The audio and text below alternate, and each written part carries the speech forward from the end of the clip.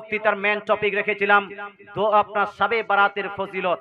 যেই মাসটা আমরা অতিবাহিত করছি আরবিক হিসাবে এই মাসটাকে বলা হয় শাবান মাস। কোন মাস? শাবান মাস। এরপরে আসছে কি?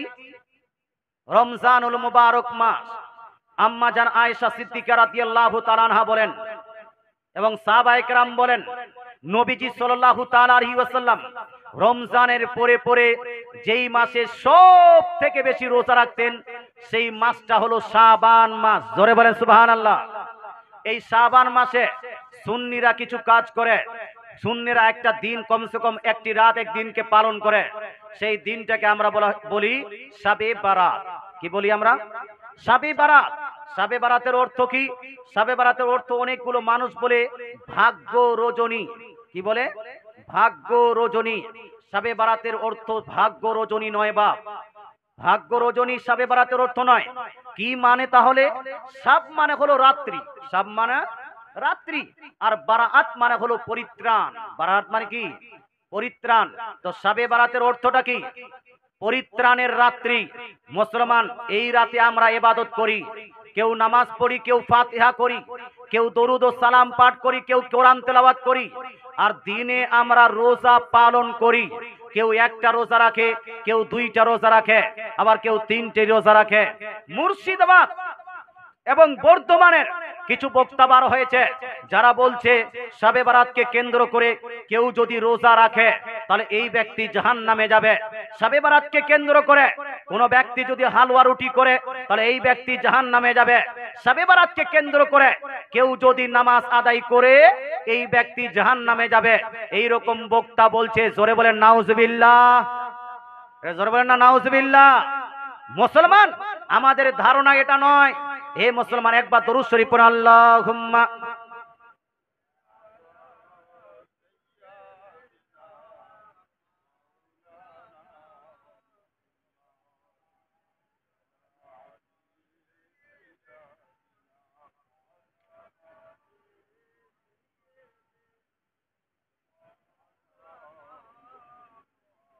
সাল্লাল্লাহু তাআলা আলাইহি সাল্লাম। আপনি হয়তো ভাববেন হুজুর এত বড় কেউ কি কথা বলতে পারে যে শাবে বারাতের রোজা রাখলে জাহান্নামে যাবে, হালুয়া রুটি করলে জাহান্নামে যাবে, নামাজ পড়লে জাহান্নামে যাবে? এই কথা কি কেউ বলতে পারে? আপনাকে একটা, এই যে আপনার 5-6 সেকেন্ডে যেন একটা ওয়াজ শোনাচ্ছি, একটু শুনুন। আপনাকে চ্যালেঞ্জ করে বললাম, 15 শাবানে যারা রোজা রাখবে এইটার কারণেই তাদের জাহান্নাম। 15 শাবানে যদি কেউ হালুয়া রুটি করে, 15 শাবানের উদ্দেশ্য করেই যদি কেউ 100 রাকাত নামাজ যদি এক রাতে পড়ে, তার জাহান্নামে যাওয়ার জন্য নবীর কথা অনুযায়ী এটাই যথেষ্ট। জোরে বলেন না নাউজুবিল্লাহ। বললো কি বললো না বাপ? 15 শাবানে, শাবান মাসের 15 তারিখে কেউ যদি নামাজ পড়ে তাহলে এটার জন্য জাহান্নামে যাবে। হালুয়া রুটি করলে ও যাবে জাহান্নামে, রোজা রাখলে ও যাবে জাহান্নামে। এর আপনার কথা ভাষা শুনে বোঝা যাচ্ছে যে জাহান্নামটা ওর বাপ বানিয়েছে আর ওকে যেন খাজাঞ্চি বানিয়ে দিয়েছে। মুসলমান, আপনাকে বলতে চাই জাহান্নামে যাবে কে? যেই ব্যক্তিরা রোজা রেখেছে তারা যাবে, না যারা এই রোজা রাখাকে বিদআত শিরক নাজায়েজ হারাম বলে এরা জাহান্নামে যাবে? এই প্রসঙ্গে আলোচনা করার আগে আমরা দুই একটা হাদিস আগে শ্রবণ করি, নাকি ভাই? শুনতে রাজি আছেন তো? যারা যারা শুনতে রাজি আছেন হাত তুলে বলুন তো ইয়া রাসূলুল্লাহ। মাশাআল্লাহ, সুবহানাল্লাহ। আমার রাসূলুল্লাহ সাল্লাল্লাহু তাআলা আলাইহি ওয়াসাল্লাম, বাংলাদেশে অনেকগুলো লেকচার আপনি শুনেছেন। মুর্শিদাবাদের জলঙ্গির দিকে একজন বক্তা আছে, এ বলছে শাবে বারাতের কোনো অস্তিত্বই নাই। শাবান মাসের শাবে বারাতের কোনো অস্তিত্বই নাই।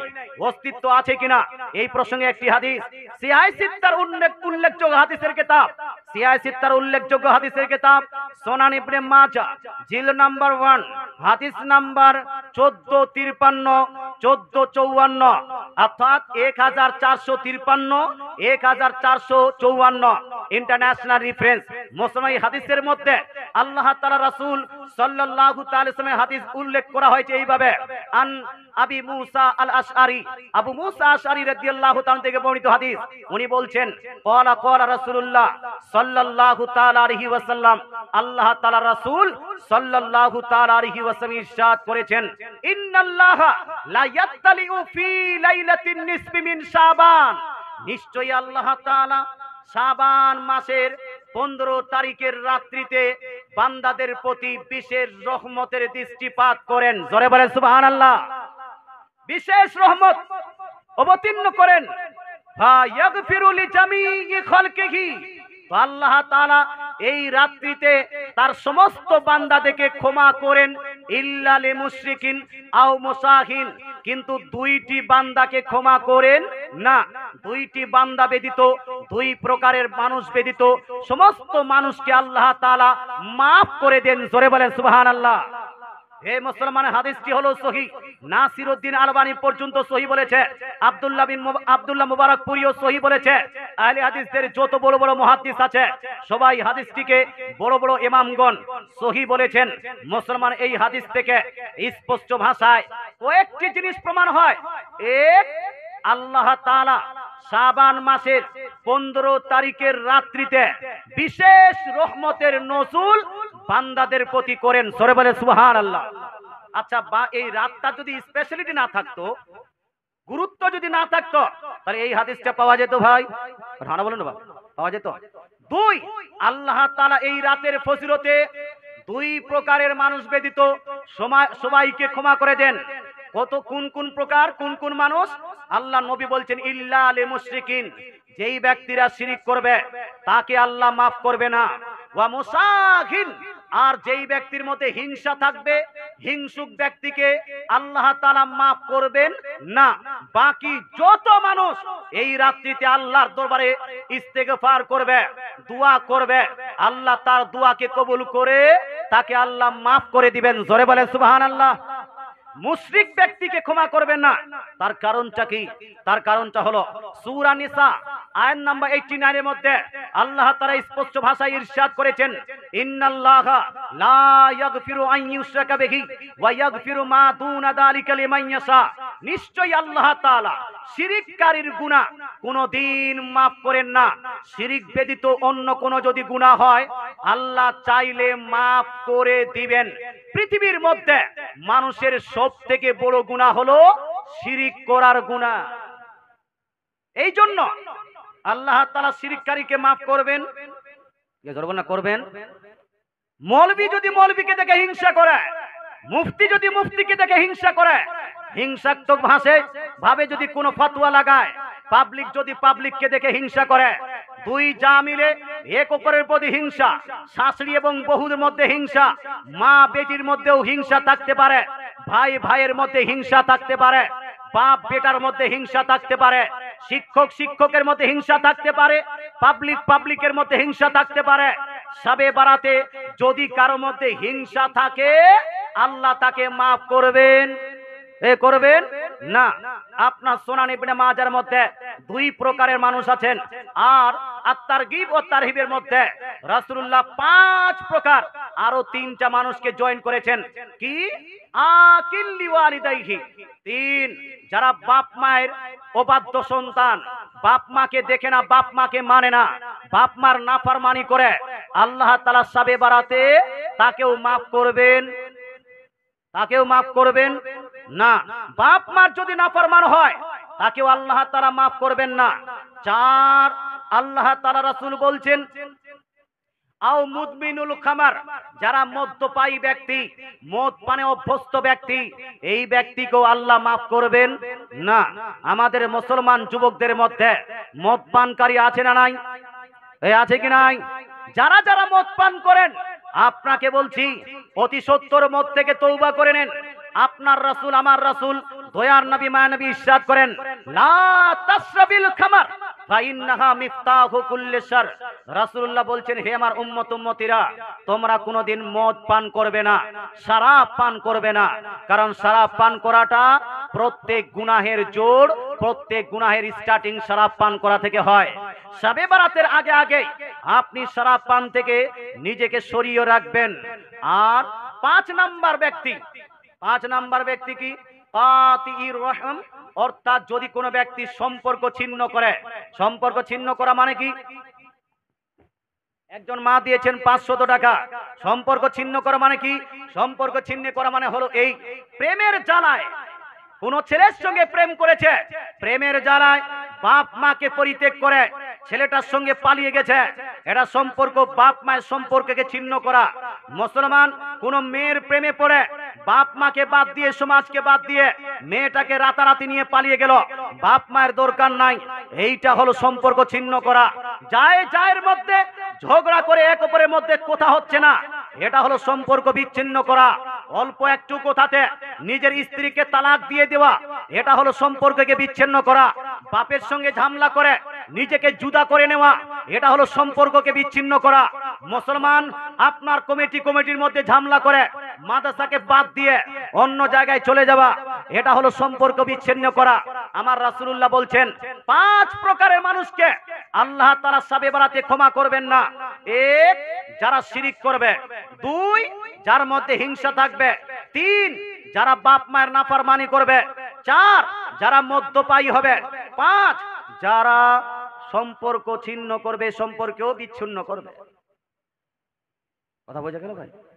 এছাড়া যতগুলো মানুষ আছে বাজার করছে তবুও মাপ। বাংলাদেশে কিছু বক্তা বলছে ইবাদত করার দরকার কি? এক মা আরো 500 টাকা দিয়েছেন, আল্লাহ তাআলা এই মায়ের 500 টাকা কবুল করুন এবং এই মায়ের জায়েজ মাকাসিদকে পূর্ণ করুন, বলেন আমিন। এই জোরে বলেন আমিন। বলছে আপনার ইবাদত করার দরকার কি? মাঠে ঘাটে যে কোনো জায়গায় থাকো, এই 5 প্রকারের লোক না হলে এমনিতেই মাফ করে দিবে। এই রকম কিছু মানুষের ধারণা আছে শবে বরাত পালন করা শুধু উম্মতির জন্য জায়েজ নয়, বরং শবে বরাতে পালন করা এটা আমার রাসূলুল্লাহর সুন্নত। জোরে বলেন সুবহানাল্লাহ। এটা জোরে সুবহানাল্লাহ। আমার রাসূলুল্লাহর সুন্নত। একটি হাদিস শ্রবণ করেন বাপ, এই হাদিসটি লিপিবদ্ধ আছে শুআবুল ঈমান, ইমাম বাইহাকী রাদিয়াল্লাহু তাআলা আনহু শুআবুল ঈমানের মধ্যে উল্লেখ করেছেন। শুআবুল ঈমান জিল নাম্বার 3 পেজ নাম্বার 382 মধ্যে লিপিবদ্ধ আছে আম্মা জান আয়েশা সিদ্দিকা রাদিয়াল্লাহু তাআলা আনহা বলেন, একদা আমি দেখলাম নবীজি বিছানায় থেকে উঠলেন, বিছানা থেকে উঠার পরে নবীজি নামাজ আদায় করতে লাগলেন।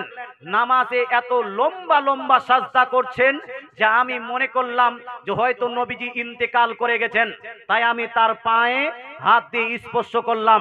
যখন আমি নবীজির পা স্পর্শ করলাম, নবীজি একটু হিললেন, বলে আমি মনে করলাম যে না, নবীজি ইন্তেকাল করেননি। আমি বিছানায় চলে এসেছি, নবীজি নামাজ পড়তে থাকলেন। ফালাম্মা ফারাগা মিন সালাতিহি, যখন নবীজি নামাজ হতে ফারিগ হলেন, মা ফারিগ হওয়ার পরে তিনি বলছেন আম্মা জান আয়েশা রাদিয়াল্লাহু তাআলা আনহাকে, হে আয়েশা ও হে হুমায়রা, তুমি মনে করো যে তোমার রাসূল তোমার প্রতি কোনো খেয়ানত করেছে? তো আম্মা জান আয়েশা বলেন, না ইয়া রাসূলুল্লাহ, এই বিষয়টা আমি ভাবিনি, কিন্তু আপনি এত লম্বা সাজদা করছিলেন, লম্বা সাজদাটা দেখে আমি মনে করলাম হয়তো আপনি ইন্তেকাল করেছেন। নবীজি বলছেন যে তুমি কি জানো আজকের রাতটা কোন রাত? আম্মা জান আয়েশা বলছেন আল্লাহ ওয়া রাসূলুহু আলাম, আল্লাহ এবং আল্লাহর রাসূল ভালো জানেন। রাসূলুল্লাহ বলছেন হাদিহি লাইলাতুন নিসফি মিন শাবান, এটা হলো শাবান মাসের 15 তারিখের রাত্রি। আজকের রাতটা হলো শবে বরাত। জোরে বলেন সুবহানাল্লাহ। আজকের রাতটা হলো শবে বরাত। আজকের রাতে এত ফজিলত আছে। ফায়ারহামু আল মুস্তারহিমিনা ওয়া ইয়াগফিরুল মুস্তাগফিরিনা। রাসূলুল্লাহ বলছেন আজকের রাত্রিতে যেই বান্দা আল্লাহর দরবারে দোয়ায়ে মাগফিরাত করবে, আল্লাহ আমাকে maaf করে দাও, আল্লাহ আমার গুনাহ খাতা maaf করে দাও, আল্লাহ তাআলা আজকের রাত্রিতে যারা দোয়া চাইবে সমস্ত ব্যক্তিদের দোয়াকে কবুল করে তাকে maaf করে দিবেন। জোরে বলেন সুবহানাল্লাহ। যেই ব্যক্তিরা আজকের দিনে রহমত কামনা করবে, আল্লাহ তাআলা তাদের দোয়াকে কবুল করে তাকে রহমতে ভরিয়ে দিবে। জোরে বলেন সুবহানাল্লাহ। আচ্ছা, আমার নবী শবে বরাত পালন করেছেন কি করেননি? এটা বলুন, করেছেন কি করেননি? কিসের মাধ্যমে করলেন? নামাজের মাধ্যমে। এই বক্তা বলছে শবে বরাতকে কেন্দ্র করে কেউ যদি নামাজ পড়ে জাহান্নামে যাবে। এদের কথা মোতাবেক নবীও জাহান্নামী প্রমাণিত হচ্ছে। যদি কোনো বক্তার কথায় নবী জাহান্নামী প্রমাণিত হয়, তাহলে ওই বক্তা জান্নাতে যাবে না জাহান্নামে? ও নিজেই যাবে জাহান্নামে। এই জন্য এইরকম বক্তাদেরকে সাপোর্ট করা যাবে? যাবে সাপোর্ট করা যাবে না। শবে বরাতের রোজা রাখা যাবে কি যাবে না? আরেকটা হাদিস শুনেন, হাদিসটি লিপিবদ্ধ আছে সুনান ইবনে মাজাহ জিল নাম্বার 1 হাদিস নাম্বার 1451 এর মধ্যে আমার রাসূল, আপনার রাসূল ইরশাদ করেছেন, ইদা কানাত লাইলাতুন নিসফি মিন শাবান, ফাকুমু লাইলাহা ওয়াসুমু ইয়াওমাহা। রাসূলুল্লাহ বলছেন রাত্রি জাগরণ করে ইবাদত করলে কি হয়? আপনারা ইবাদত করেন না? কখনো বাড়িতে ইবাদত করেন, কোন সময় মসজিদে গিয়ে ইবাদত করেন। আচ্ছা, মসজিদে গিয়ে ইবাদত করলে কোনোদিনে গুনাহ হতে পারে? হানা বলুন ভাই। মসজিদে গিয়ে ইবাদত করলে, আল্লাহর ইবাদত করলে গুনাহ হতে পারে? পারে পারে পারে না। মসজিদে গিয়ে কেউ যদি ইবাদত করে তাকে জিনার সঙ্গে তুলনা করা যাবে? এটা হানা বলুন। জিনার সঙ্গে তুলনা করা যাবে না। মুসলমান শবে বরাতে আমাদের অনেকগুলো মানুষ শবে বরাতে মসজিদে গিয়ে ইবাদত করে। আপনার অনেকগুলো মানুষ শবে বরাতে ওই কবরস্থানে গিয়ে কবর জিয়ারত করে। আমি একটা আর ওয়াজ শোনাচ্ছি বা পৃথিবীর মধ্যে কত নিকৃষ্ট হলে এইরকম কথা বলতে পারে? একজন মানুষের মুখে এইরকম কথা কি করে বের হতে পারে? মুসলমান একবার শুনুন আর ভাবুন যে এরা কি আদৌ মানুষ, এরা কি আসলে কি মৌলবি, না এরা অন্য কিছু? একবার শুনুন। 14 শাবানে রাত্রে এইভাবে মসজিদে ভিড় না করে যদি বেশ্যাখানায় কাটায় তারপরও ভালো আছে। এর চেয়ে যদি সারা রাত যদি সে বেশ্যাখানায় থাকে সেটাও ভালো। আস্তাগফিরুল্লাহ, জোরে নাউজুবিল্লাহ বলবেন না? এই যে আপনার এখনো ইউটিউবে এর ওয়াজ চলছে, এ বলছে শবে বরাতে এইরকম মসজিদে গিয়ে ইবাদত করার থেকে কেউ যদি বেশ্যাখানায় গিয়ে রাত কাটায় বেশি ভালো। বলেন নাউজুবিল্লাহ। কেউ যদি সারা রাত ওখানে গিয়ে বেশ্যাখানায় থাকে তাহলেও আপনার বেশি ভালো হবে। মুসলমান এদের কাছে ভালো হতে পারে, তবে নবীর সাচ্চা পাক্কা যারা আশিক, যারা নবীর অনুসারী, নবীর হাদিসকে মান্য করে, এদের কাছে গোটা পৃথিবীকে বাদ দিয়ে মসজিদে গিয়ে ইবাদত করাটা বেশি ভালো হবে। জোরে বলে সুবহানাল্লাহ, একটু জোরে সুবহানাল্লাহ। মুসলমান আসুন না, এক ভাই আমার দিয়েছে 200 টাকা, এত বড় কথা। এবার আমার নবী কি বলছেন শুনুন। নবী ইবাদত করতে বলেছেন না বেশ্যাখানায় যেতে বলেছেন? রাসূলুল্লাহ বলছেন সুনান ইবনে মাজাহ জিলদ নাম্বার 1 হাদিস নাম্বার 1451 এর মধ্যে রাসূলুল্লাহ বলছেন ইদা কানাত লাইলাতুন নিসফি মিন শাবান ফাকুমু লাইলাহা ওয়াসুমু ইয়াওমাহা। রাসূলুল্লাহ বলেন, ওহে আমার উম্মতিরা, যখন শাবান মাসের, আমরা শবে বরাত কত তারিখে পালন করি? কত তারিখে জি? শাবান মাসের 14 তারিখ দিবাগত রাত্রি। 14 তারিখে দিবাগত রাত্রি, 15 তারিখের রাত ইসলামিক হিসাবে আগে আসে না? রাত আগে, দিন পরে, তারাবি আগে, রোজা পরে। আর অ্যাকর্ডিং টু ইংলিশ অনুযায়ী রাত 2 দিকে মাঝখানে দিন। রাত 2 দিকে মাঝখানে দিন। তবে আমাদের ইসলামিক রুলস অনুযায়ী রাত আগে অন্ধকারের পরে আলো, আলোর পরে আর অন্ধকার হয় না। এই জন্য মুসলমান আমরা আগে তারাবি পড়ি, তারপরে রোজা রাখি। আল্লাহ তাআলা রাসূল ইরশাদ করেন ইদা কানাত লাইলাতুন নিসফি মিন শাবান, ওহে আমার উম্মতিরা, যখন শাবান মাসের 14 দিবাগত রাত্রি আসবে, 15 তারিখের রাত আসবে, ফাকুমু লাইলাহা, ওই রাত্রিতে তোমরা জাগরণ করে আল্লাহর ইবাদত করো। জোরে বলেন সুবহানাল্লাহ। কি করতে হবে? জোরে বলেন না, কি করতে হবে? আল্লাহর ইবাদত করতে হবে।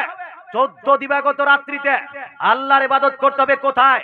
বাড়িতেও আপনি ইবাদত করতে পারেন, মসজিদে গিয়েও ইবাদত করতে পারেন, মাদ্রাসাতেও আপনি ইবাদত করতে পারেন। যে কোনো পাক সাফ জায়গায় আপনি ইবাদত করবেন। ইবাদত কবুল করবেন কে? জি আল্লাহ। হে মুসলমান, আগে নবীজি বলছেন, এ বলল যদি 15 তারিখে শাবান মাসের 15 তারিখে রোজা রাখে জাহান্নামে যাবে। আমার নবী, আপনার নবী ইরশাদ করেন ওয়াসুমু ইয়াওমাহা, শুধু রাত্রিতে জাগরণ করে ইবাদত নয়, বরং এই 14 তারিখের পরের দিনটা যেটা আসবে 15 তারিখের দিন, এই 15 তারিখের দিনে তোমরা রোজা পালন করো। জোরে বলেন সুবহানাল্লাহ। আচ্ছা বলেন তো ভাই, নবী বলছেন রোজা রাখো, নবী বলছেন রাত্রি জাগরণ করে তোমরা নামাজ ইবাদত করো। মুসলমান নবী একদিকে, গোটা দুনিয়ার মাস্টার ডাক্তার, গোটা দুনিয়ার মৌলভী মুন্সি, গোটা দুনিয়ার আহলে হাদিসরা যদি একদিকে কথা বলে, আমার রাসূলুল্লাহ যদি আরেক দিকে কথা বলেন, তাহলে আমরা কোন দিকে যাব? রাসূলের দিকে না এই মৌলভী মুন্সির দিকে? আমাদের স্লোগান হবে দয়ার নবী যেই দিকে আমরা আছি, কোরআন হাদিস যেই দিকে, সুন্নি মুসলমান সেই দিকে।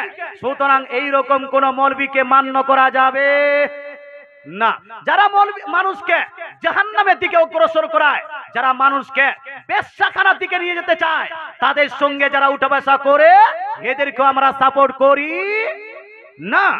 একজন বাপজি দিয়েছেন মা বাপের নামে 1000 টাকা দিয়েছেন, আল্লাহ দানকে কবুল করুন, বলেন আমিন। হে মুসলমান, ওই রাত্রিতে আর কি করতে হবে, কি করতে হবে? এই যে হাদিসটা পড়ছিলাম সুনান ইবনে মাজাহ জিলদ নাম্বার 1 হাদিস নাম্বার 1451 এর মধ্যে আল্লাহ তাআলা রাসূল ইরশাদ করেন রাত্রি জাগরণ করে ইবাদত করবে। কেন? ফাইন্নাল্লাহা ইয়ানজিলু ফিহা লিগুরুবিশ শামসি। আল্লাহ তাআলা রাসূল বলেন যে সেই রাত্রিতে এই জন্য ইবাদত করবে কারণ আল্লাহ তাআলা সেই রাত্রিতে মাগরিবের পরে পরেই প্রথম আকাশে নজুল করেন, অর্থাৎ রহমত নজুল করেন। রহমত নাযিল করার পরে আল্লাহ তাআলা সেই শাবে বারাতে অর্থাৎ বারাতের রাত্রিতে বান্দাদেরকে সম্বোধন করে বলেন আলা মিন মুস্তাগফিরিন ফাগফিরা লাহু আলা মুস্তারজিকুন ফারজুকাহু। আল্লাহ তাআলা সেই রাত্রিতে বান্দাদের সম্বোধন করে বলেন, আছো কোন এমন বান্দা যেই বান্দা আজকের রাত্রিতে আমার কাছে দোয়ায় মাগফিরাত করবে, আমি তার দোয়াকে কবুল করে তাকে আমি মাফ করে দিব। জোরে বলেন সুবহানাল্লাহ। আল্লাহ তাআলা বলছেন আলা মুস্তারজিকুন ফারজুকাহু, হে আছো কোন এমন বান্দা যেই বান্দা আজকের রাত্রিতে আমার কাছে রিজিকের প্রার্থনা করবে, উত্তম রিজিক চাইবে। আজকের রাত্রিতে কেউ যদি উত্তম রিজিক চায়, আল্লাহ বলেন তাকে আমি উত্তম রিজিক আতা করব, দান করে দিব। আলা মুফতারান ফাওয়াফিয়াহু, আজকের রাত্রিতে কোন ব্যক্তি যদি মুসিবতে গ্রেফতার থাকে, বালা মুসিবতে পতিত থাকে, সেই বালা মুসিবতে থাকা ব্যক্তি যদি আমার কাছে দোয়া করে তার বালা মুসিবতকে সরিয়ে দিয়ে তাকে আমি বালা মুসিবত মুক্ত করে দিব। আলা কাজা আলা কাজা, এইভাবে আল্লাহ তাআলা গোটা রাত বান্দাদেরকে ডাকতে থাকেন, বান্দাদেরকে সম্বোধন করতে থাকেন হাত্তা ইয়াতুলু আল ফজর, ফজর তুলু হওয়া পর্যন্ত। ফজরের নামাজ স্টার্ট হওয়ার পরও মুসলমান বলুন তো, তাহলে আল্লাহ তাআলা এই রাতে ইবাদতকারীকে পছন্দ করেন কি করেন না? করেন কি করেন না? কিন্তু আপনি ইবাদত করলেন না, নামাজও আদায় করলেন না, তাসবিহ পড়লেন না, কোরআন তেলাওয়াত করলেন না, আর শুধু হালুয়া নিয়ে টানাটানি করলে চলবে? এটা বলুন না। নামাজের বেলা মহিলারা পড়বে, রোজাকে রাখবে মহিলারা রাখবে, কোরআন তেলাওয়াত করে মহিলারা তেলাওয়াত করবে, সারা দিন বাড়িতে কাজ করবে কে? মহিলারা।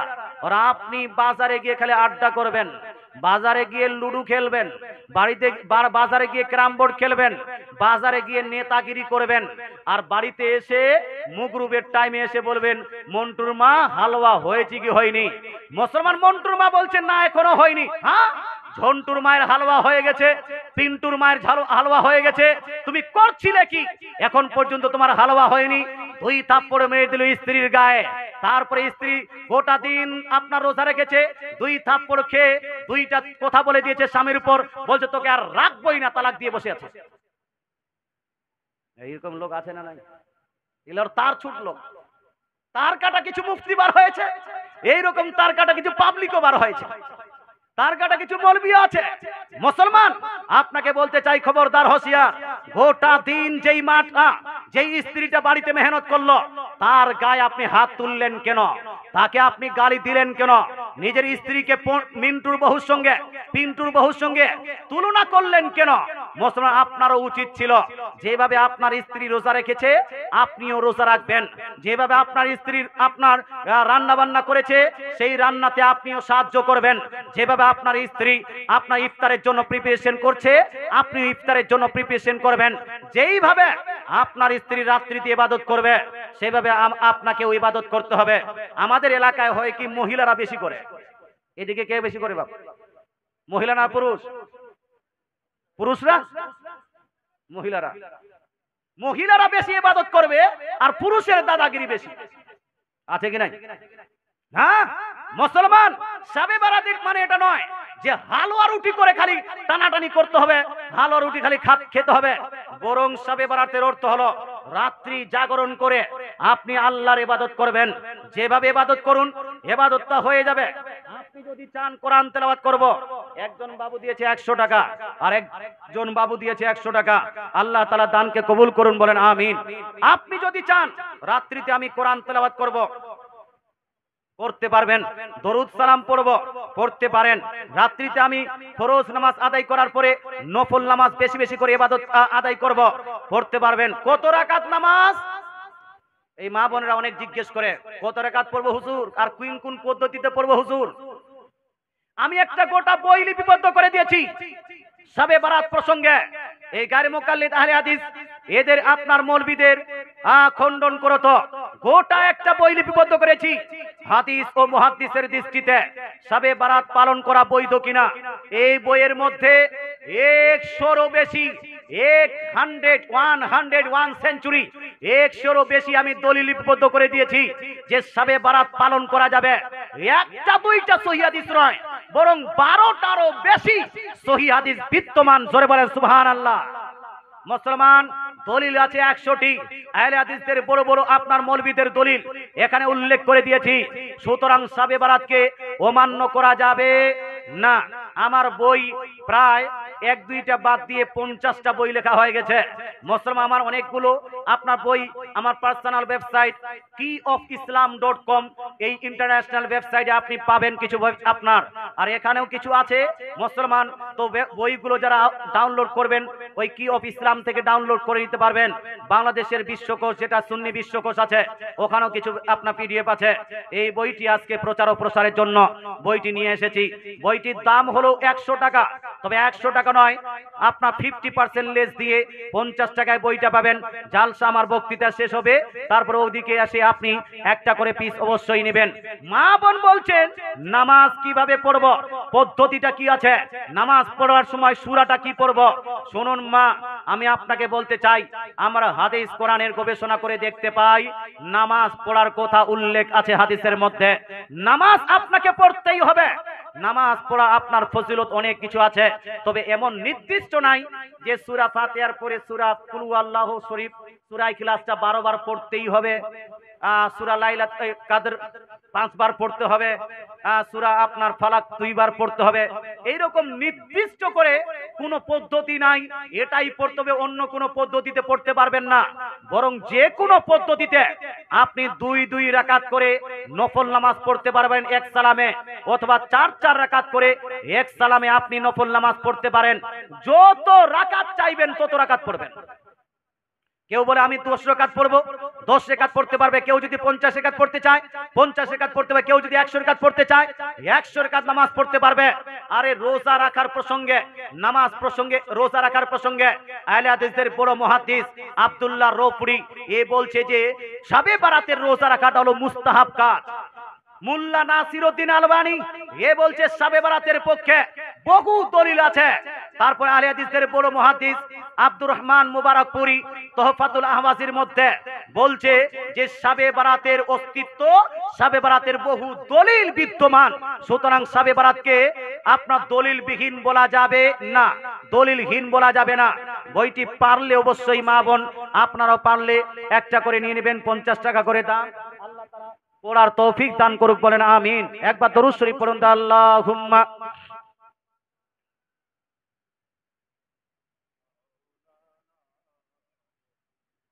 ওয়া আলা আলি সাইয়্যিদিনা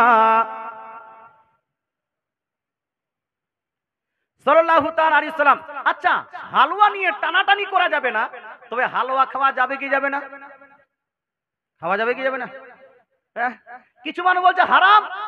আরে তোমার হারাম বলার কারণে কোনো জিনিস হারাম হয়ে যাবে? কারো হারাম বলার কারণে হারাম হয়ে যাবে না। মুসলমান, শবে বারাতে কেউ যদি হালুয়া তৈরি করতে চায়, হালুয়া খেতে চায়, ক্ষীর চাইলে ক্ষীর খেতে পারবেন, ভাত আপনার খেতে চাইলে ভাত খেতে পারবেন, রুটি চাইলে রুটি খেতে পারবেন। কেউ যদি হালুয়া খেতে চায় হালুয়াও খেতে পারবেন, বরং অন্যান্য খাদ্য থেকে হালুয়াটা বেশি ভালো। এই জন্য যে আপনার বুখারী শরীফে একটা দুইটা নয় 6 জায়গায় হাদিসটা আছে। 6টা হাদিস খালি বুখারীতেই আছে, আমি দলিল দিয়ে দিয়েছি বইটার মধ্যে। ছয়টা হাদিস শুধু বুখারী শরীফে আছে। সিয়াই সিত্তাকে যদি অ্যানালাইসিস করেন, সিয়াই সিত্তার মধ্যে প্রায় 50টা দলিল আছে, 50টা হাদিস আছে। 50টা হাদিসের মধ্যে আম্মা জান আয়েশা সিদ্দিকা রাদিয়াল্লাহু তাআলা আনহা বলছেন, কানা রাসূলুল্লাহ সাল্লাল্লাহু তাআলা আলাইহি ওয়াসাল্লাম ইউহিব্বুল হালওয়া ওয়াল আসলা, অর্থাৎ দয়ার নবী মায়ার নবী হালওয়া এবং মধুকে খুব বেশি ভালোবাসতেন। জোরে বলে সুবহানাল্লাহ। বর্তমান যুগে কুরকুরি নিয়ে ঝামেলা হয়েছে ভাই। এই যে কুরকুরি নিয়ে কেউ ঝামেলা করে, কুরকুরি খায় না বাচ্চারা কুরকুরি খায় না, তো কেউ বেদাতের ফতোয়া দিয়েছে যে কুরকুরি খাওয়া বেদাত, বিস্কিট খাওয়া বেদাত কেউ বলেছে? বলেনি। বিস্কিট খাওয়া বেদাত এই কথা কেউ বলেনি। কুরকুরি খাওয়া বেদাত এটা কেউ বলেনি। পেপসি খাওয়া পান করা বেদাত এটা কেউ বলেনি। অ্যালপিলেভেন চকলেট খাওয়া বেদাত এটা কেউ বলেনি। অথচ আপনি যদি হাদিসের অ্যানালাইসিস করেন, কুরকুরি হাদিসে পাবেন না, বিস্কিট হাদিসে পাবেন না, চকলেট হাদিসে পাবেন না, পেপসি কোকা-কোলা আপনি হাদিসে পাবেন না, তারপর অনেকগুলো জুস মুস বার হয়েছে এগুলো হাদিসে পাবেন না, বিরিয়ানি হাদিসে পাবেন না। হাদিসে যদি পান তাহলে হালওয়া এবং মধু পাবেন। জোরে বলেন সুবহানাল্লাহ। এটা জোরে সুবহানাল্লাহ বলেন না। হালওয়া এবং মধু পাবেন।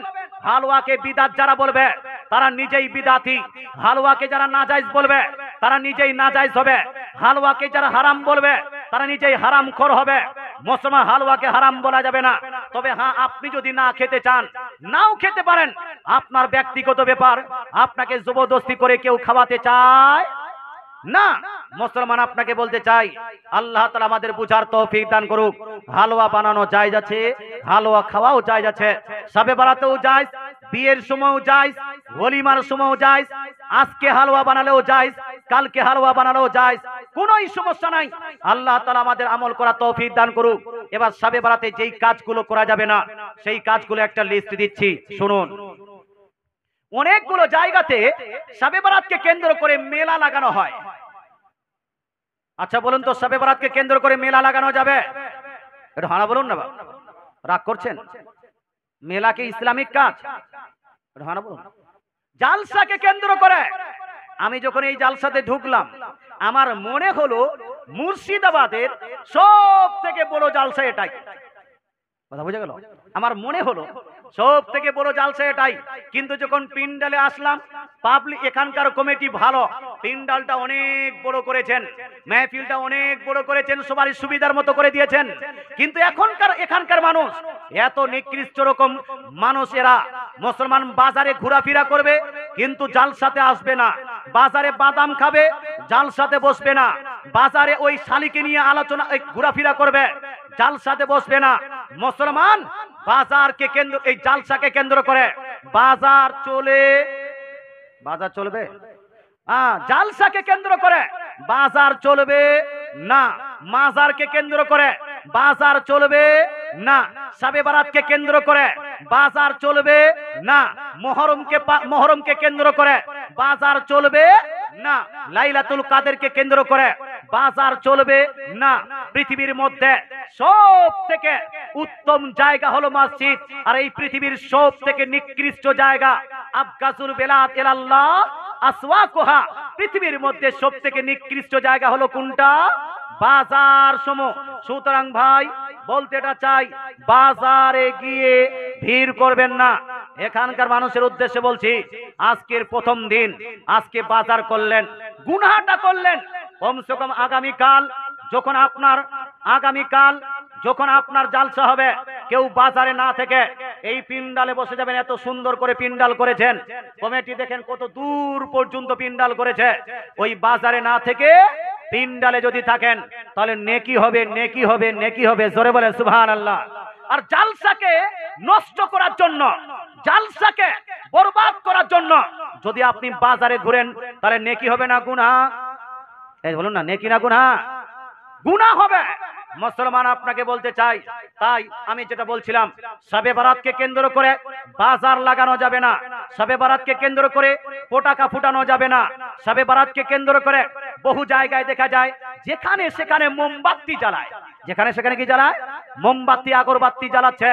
মুসলমান যেখানে সেখানে ওই হিন্দুদের প্রথাকে অনুসরণ করে আপনার কালী পূজার সময় যেন আপনার যেখানে সেখানে লাইট লাগাচ্ছে, এইরকম আপনি যেন যেখানে বাড়ির ছাদে, বাড়ির গাড়ির হুডে, আপনি যে কোনো জায়গাতে যেখানে সেখানে মোমবাতি সাজিয়ে, এটা আপনি করতে পারবেন না। এটা হলো অপচয়। এটা কি অপচয়? ইসরাফ। আর ইসলাম শরীয়তে অপচয় করা এটা হলো না জায়েজ এবং গুনাহের কাজ। এই জন্য মুসলমান শবে বরাতকে কেন্দ্র করে যেখানে সেখানে লাইটিং করা যাবে না। লাইটিং বলে আজ মোমবাতি জ্বালানো। তবে প্রয়োজন মোতাবিক যদি আপনি লাইটিং করতে চান, প্রয়োজন মোতাবিক আপনি লাইটিং করতে পারেন যেখানে যেখানে প্রয়োজন। শবে বরাতে কবর জিয়ারত করা যাবে কি যাবে না ভাই? যাবে কি যাবে না? শবে বরাতে কবর জিয়ারত করা যাবে। আজকে মানুষ দেখতে চায় না। বাপ মায়ের কবর জিয়ারতে যাও, তবু বলছে কবর পূজারি।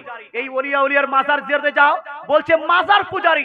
মুসলমান পৃথিবীর মানুষ যদি কবর জিয়ারত করার কারণে কাউকে কবর পূজারি বলে, পৃথিবীর মানুষ যদি মাজার জিয়ারতের কারণে কাউকে মাজার পূজারি বলে, যারা কবর জিয়ারতকারীকে কবর পূজারি বলবে, মাজার জিয়ারতকারীকে মাজার পূজারি বলবে, এরা সঙ্গে সঙ্গে ইসলাম থেকে খারিজ হবে, এর বহু অটো তালাক হবে। কথা বোঝা গেল? আচ্ছা, আপনারা কবরে গিয়ে কি কবর পূজা করেন? এটা হানা বলুন না ভাই। কবরে গিয়ে কবর পূজা করেন? মাজারে গিয়ে মাজার পূজা করেন? কবরে গিয়ে কবর পূজা করেন না, মাজারে গিয়ে মাজার পূজা করেন না। তাহলে কবর এবং মাজারে গিয়ে করেনটা কি? কি করেন? ফাতিহা করি, ফাতিহা করি, কুল চার কুল পড়ি। বলছে চার কুল ফাতিহা পড়া যাবে না। মুসলমান চার কুল পড়ি, ওখানে গিয়ে জিয়ারত করি। কি করি ভাই? জিয়ারত করি।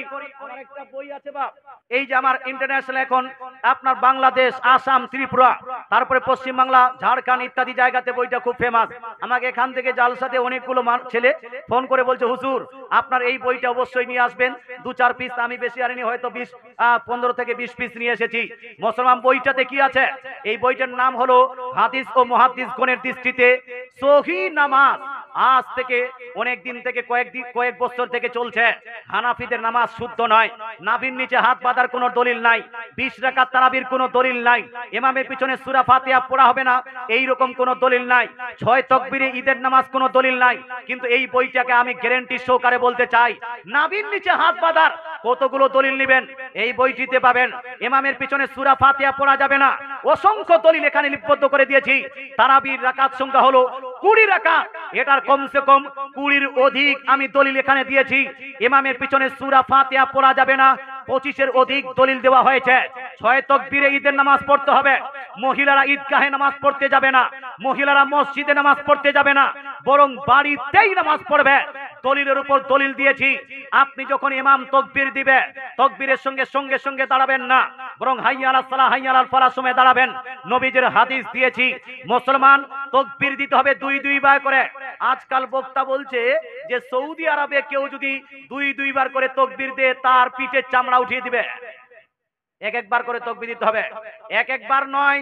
রাসূলুল্লাহ 2 বার করে তাকবীর দিতে বলেছেন। আশহাদু আল্লা ইলাহা ইল্লাল্লাহ, আশহাদু আল্লা ইলাহা ইল্লাল্লাহ। এই রকম এখানে হাদিস 30-এরও বেশি সহিহ হাদিস উল্লেখ করেছি। এক কথায় হানাফি নামাজের সমস্ত আপনার দলিলাদি উল্লেখ করে দিয়েছি। যদি পারেন, এই বইটার দাম হলো 250 টাকা, কিন্তু 250 টাকা নয়, লেস করে 100 টাকা লেস দিয়ে মাত্র 150 টাকা বইটার দাম। অবশ্যই যদি পারেন তাহলে অবশ্যই নেবেন। আমার এখানে হুজুর, আমার দেখেন বড় ভাই আমি বলি, কিন্তু একজন হুজুরের মতো খুব স্নেহ করেন, ভালোবাসেন, মুফতি আলমগীর হোসেন মুজাদ্দিদ সাহেব। যখন আমি প্রথম এই মুর্শিদাবাদে এসেছিলাম, প্রথম মুর্শিদাবাদের ডান জানতাম না, বাম জানতাম না। সেই সময় মুর্শিদাবাদের অলি গলিতে যদি আমি ভটকে যেতাম, তো ইনি নিজের গাড়ি করে ওখান থেকে আমাকে নিয়ে নিজের বাড়িতে রাখতেন। এখনো উনার বাড়ি থেকে সবাই আমাকে এতটা ভালোবাসেন, ওই এলাকায় গেলে ইনি নিজের গাড়িতে করে আমার বাড়িতে নিয়ে নিজের বাড়িতে নিয়ে যান, রাত্রি বেলা রাখেন, সকালে আবার গাড়িতে করে আবার বাসে চাপিয়ে দিয়ে আসেন।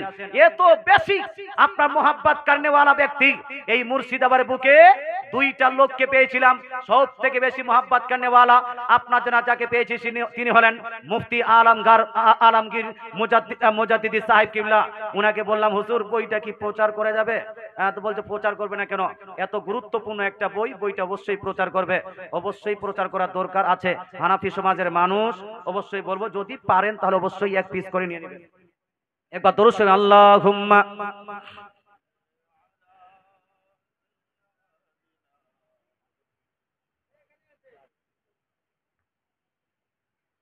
وعلى آل سيدنا محمد صلوا على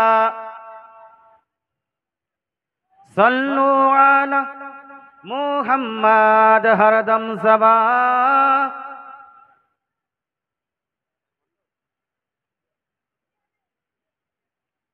সাল্লাল্লাহু তাআলা আলাইহি ওয়া আলিহি ওয়াসাল্লাম।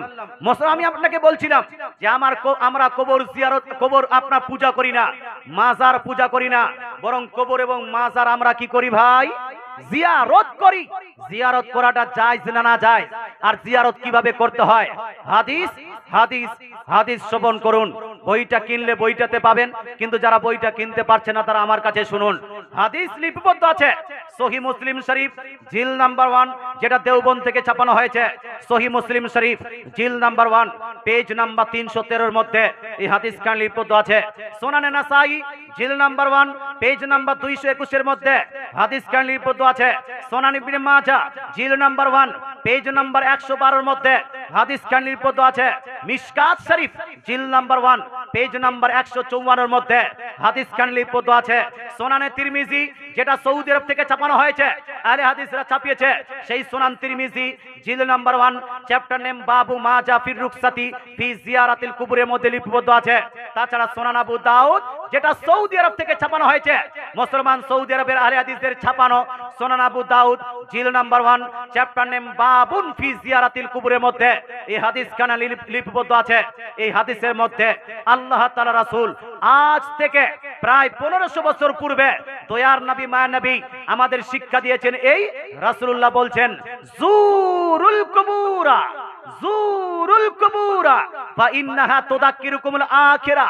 রাসূলুল্লাহ বলছেন, ওহে আমার উম্মত উম্মতিরা, তোমরা বেশি বেশি করে কবর এবং মাজার জিয়ারত করো। জোরে বলেন সুবহানাল্লাহ।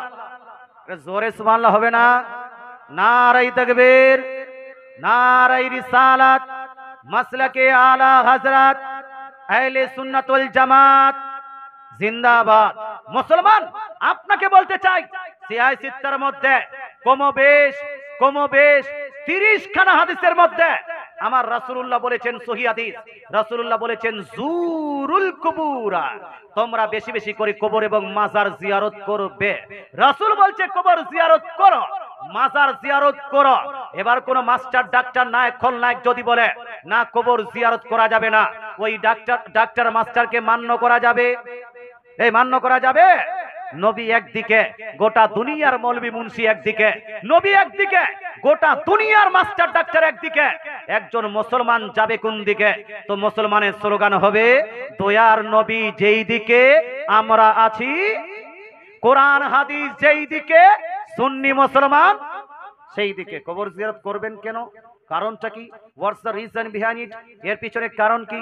So there are so many reasons. এর জন্য অনেকগুলো কারণ আছে, অনেকগুলো লাভ আছে। লাভটা কি কি? আপনি যখন কবরস্থানে যাবেন, কবরবাসীদের প্রতি সালাম দিবেন। আপনি সালাম দিবেন, আসসালামু আলাইকুম ইয়া আহলাল কবর। যখন আপনি সালাম দিবেন, এই সালামের কারণে কবরবাসীদের প্রতি শান্তি নাজিল করা হবে। জোরে বলেন সুবহানাল্লাহ।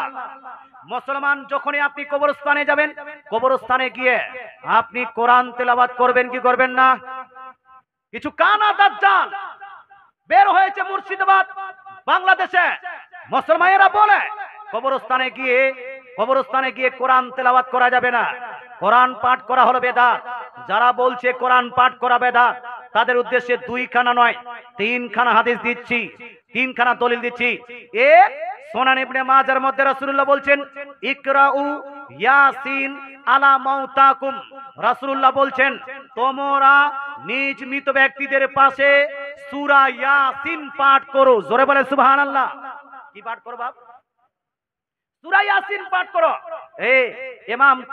ইমাম কুরতুবী রাহমাতুল্লাহি আলাইহি এই হাদিসের ব্যাখ্যা করতে বলছেন, এই হাদিস থেকে প্রমাণ হয়, কোন মানুষ যদি মারা যায়, ওই মৃত ব্যক্তির পাশে কেউ যদি কোরআন তেলাওয়াত করতে চায়, করতে পারবে। আমাদের দেশে হয় না, মানুষ মারা গেল, পাশে বসে কেউ কোরআন তেলাওয়াত করছে।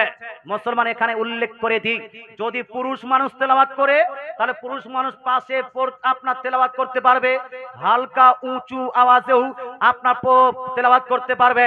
তবে একাধিক পুরুষ যদি একসঙ্গে বসে কোরআন তেলাওয়াত করে তাহলে তাকে নিচু শব্দে কোরআন তেলাওয়াত করতে হবে। কথা বোঝা গেল? হ্যাঁ। আর যদি মহিলারা কোরআন তেলাওয়াত করতে চায় মৃত ব্যক্তির পাশে, তাহলে মহিলাদেরকে পর্দার সহিত, অর্থাৎ এমন একটি পর্দা করে দিতে হবে যারা পুরুষরা যাবে তারা যেন মহিলাদেরকে দেখতে না পায়। আর যদি পর্দা করে, যদি পর্দা, এই যে পর্দা লাগিয়ে যদি আপনি না পারেন, তাহলে মহিলারা ঘরে বসে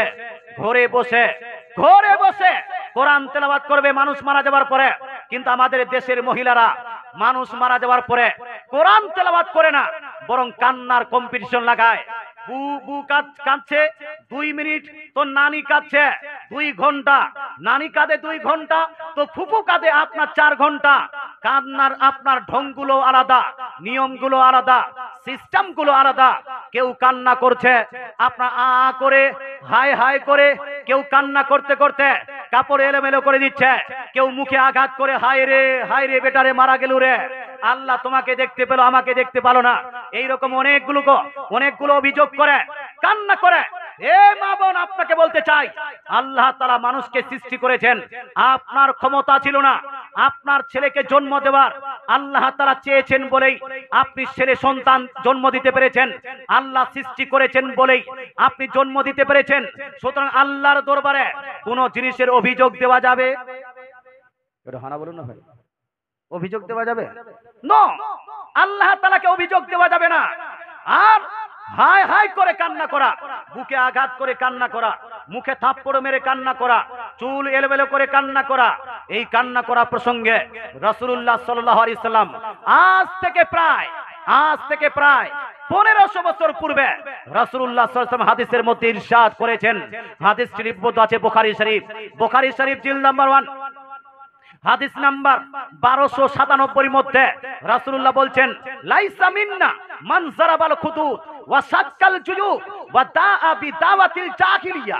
রাসূলুল্লাহ সাল্লাল্লাহু আলাইহি ওয়াসাল্লাম ইরশাদ করেন, ওহে আমার উম্মতীরা শুনে নাও, সেই মহিলারা, সেই ব্যক্তিরা আমার দলের অন্তর্ভুক্ত হতে পারে না, আমার দলভুক্ত হতে পারে না যেই ব্যক্তিরা, জি কি নাম, রফিকুল ইসলাম ভাই আমার বাবা মার জন্য 500 টাকা দান করেছে। যারা এখনো দান করতে বাকি আছেন তাড়াতাড়ি করে এসে যান, 500, 1000, 2000 যা পারবেন দান করে চলে যান। মুসলমান, দান আপনার বেকার হবে না। আল্লাহ তাআলা রাসূল ইরশাদ করেন, যেই ব্যক্তি মৃত্যুকে কেন্দ্র করে, মৃতকে কেন্দ্র করে মুখে আঘাত করবে, জামা কাপড় ছিন্ন করবে, জামা কাপড় এলোমেলো করবে, চুল এলোমেলো করবে, হায় হায় করে কান্না করবে, রাসূলুল্লাহ বলছেন এই ধরনের লোকেরা আমার উম্মতের অন্তর্ভুক্ত হতে পারে না। রাসূলের যদি সঠিক উম্মতের অন্তর্ভুক্ত হতে হয় তাহলে মৃত্যুকে কেন্দ্র করে হায় হায় করে কান্না করা যাবে, করা যাবে, চুল এলোমেলো করা যাবে, জামা কাপড় ছিন্ন করা যাবে, বুকে এবং মুখে আঘাত করা যাবে না। কন্ট্রোলে থাকতে হবে। You have to control yourself, আপনাকে নিজেকে কন্ট্রোল করতে হবে। You have to control your eyes, আপনাকে নিজের আঁচ অশ্রুকে কন্ট্রোল করতে হবে। You have to control yourself, আপনাকে নিজেকে কন্ট্রোল করতে হবে। এটা হলো ইসলামের বিধান। আর আপনি গোড়াগড়ি মারছেন, আপনি হাই হাই করে কান্না করছেন, এই বিধান ইসলামের থাকতে পারে? এই জন্য মুহররম মাসে যারা ইমাম হুসেন রাদিয়াল্লাহু তাআলা আনহুকে কেন্দ্র করে মাতম করে, এদেরকে আমরা সাপোর্ট করি। এই মাতম করা যাবে?